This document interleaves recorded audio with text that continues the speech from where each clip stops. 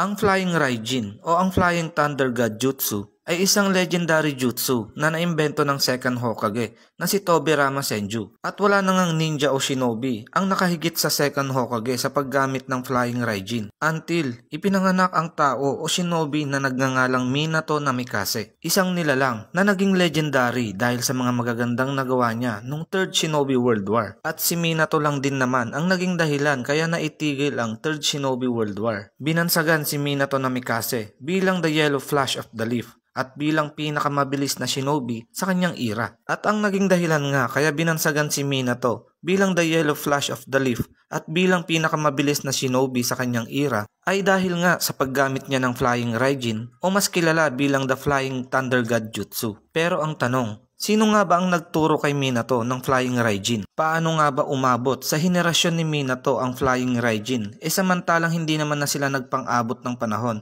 ni Tobirama Senju. At paano nga ba natutunan ni Minato ang legendary jutsu na ito? Well, sa video nga na ito ay pag-uusapan natin at sasagutin ang mga kasagutan sa mga katanungan na yan. Pero bago yan ay pakifollow na rin ako para updated ka sa mga videos na ina-upload ko kagaya nito. So sino nga ba ang nagturo kay Minato ng Flying Raijin? At paano nga ba natutunan ni Minato ang jutsu na ito? Patay na si Tobirama nung kabataan ni Minato. Kaya imposible yung sinasabi ng karamihan na si Tobirama daw ang nagturo ng jutsu na ito kay Minato. Well, sa video na ito ay meron tayong dalawang kasagutan para sa napakaraming katanungan na yan. Ang unang kasagutan ay medyo hindi accurate pero isasama ko pa rin siya sa video na ito dahil may point pa rin siya para sa mga kasagutan na gusto nating malaman. Ang unang sagot ay natutunan ni Minato ang Flying Raijin dahil nakita nga ni Minato ang ceiling scroll ng jutsu na ito o ang scroll ng Flying Thunder God Jutsu. Kaparehas lang ito kung paano natutunan ni Naruto ang Shadow Clone Jutsu nung ninakaw niya yung Forbidden Scroll of Seals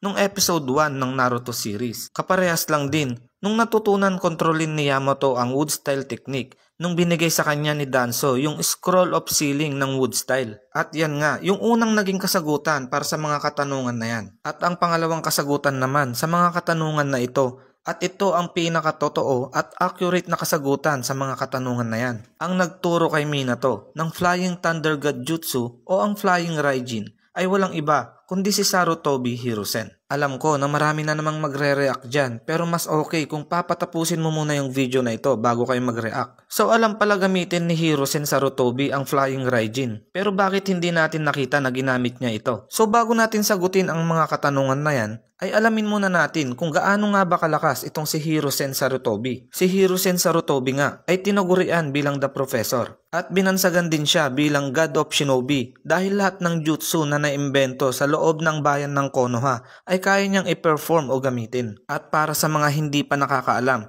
si Hiruzen ay apprentice ng first at second Hokage na sina Hashirama at Tobirama Senju. Kaya obvious naman na tinuruan siya ni Tobirama kung paano ito gamitin. At bilang professor nga, ay tinuro naman ito ni Hiruzen kay Minato. At para sa mga magre-react na naman at magtatanong kung may teacher at student relation ba sina Minato at Hiruzen, ang sagot dyan ay oo naman, syempre meron. Di lang ganun kadaming beses pero nakita pa rin naman natin sina Minato at Hiruzen sa mga flashbacks ng Naruto Shippuden. Kaya isa itong proof o patunay na may master at student relationship itong si Minato at si Hiruzen. At kung hindi ka pa rin sang-ayon at hindi ka pa rin naniniwala, ito pa ang isang patunay. Ayon sa isang passage sa page 125 ng databook, the third with the first and the second and the fourth with the third had a teacher-student relationship. At ito na nga ang isa sa mga naging sagot kung paano nga ba nakuha o natutunan ni Minato ang Flying Raijin at kung sino ang nagturo sa kanya. Hindi lang ito na ipakita sa Naruto Shippuden dahil nag-announce nga dati si Kishimoto na magkakaroon ng spin-off sa Naruto Shippuden tungkol sa previous generation, ang henerasyon ni Minato. So yun na nga guys, sana nasagot ko yung mga katanungan ninyo na kung paano nga ba natutunan ni Minato Namikaze ang Flying Raijin o ang Flying Thunder God Jutsu. At bago matapos ang video na ito, ay gusto ko lang sanang magpasalamat sa lahat ng sumusuporta at sa mga nanonood ng mga videos na ina-upload ko. So hanggang dito na lang muna guys. Kita-kits na lang tayo sa next video and Jebong TV is signing out. Peace.